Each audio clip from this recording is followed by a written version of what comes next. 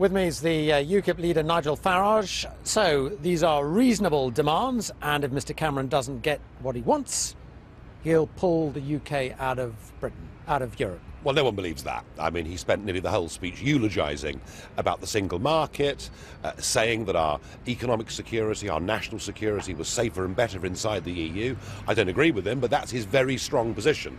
So right at the end, he says, if I don't get what I want, well, you know, I mean, I could possibly advocate Britain leaves. But the point is, this is not a substantial renegotiation. He isn't asking for anything other than a change to migrant benefits, on which today he's already conceded he's prepared to compromise. Other than that, he wants a list of promises on a piece of paper to be written into a future European treaty. And frankly, I think this is a very weak negotiating position. Why don't you take him seriously then when yesterday and today he insisted, I'm not bluffing, if I don't get what I want, we leave?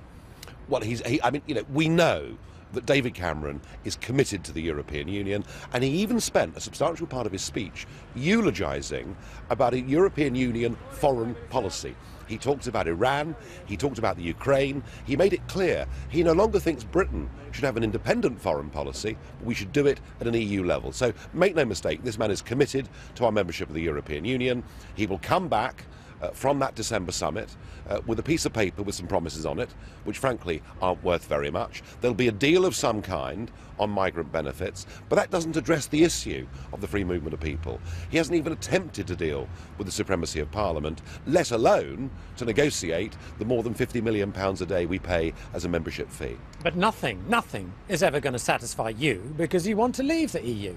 Oh, well, if he was to get the supremacy of Parliament back and the ability to control our borders and a straightforward trade relationship with the European Union, something rather like the common market that my parents' generation voted for, we'd say fine. You know, we want, those of us that want to leave the EU, want a positive relationship based on cooperation, but we genuinely believe that we should govern ourselves in our own Parliament. Even though you don't regard this as a serious attempt at reform, do you think he will get these reforms from other EU leaders, or they'll just say no? Oh, they'll give him a piece of paper. They'll say, in the next treaty in a few years' time, we'll write a clause in that says Britain's not going to join the euro. But you know what? Britain's not going to join the euro anyway. And on migrant benefits, you know, he might get 6 months. They might change the rules and give him a year. But the issue is not migrant benefits. The issue are the hundreds of thousands of people coming to Britain, driving down wages and putting intolerable pressure on our health service and our education system. Nigel Farage, thanks so much for your time, Anita.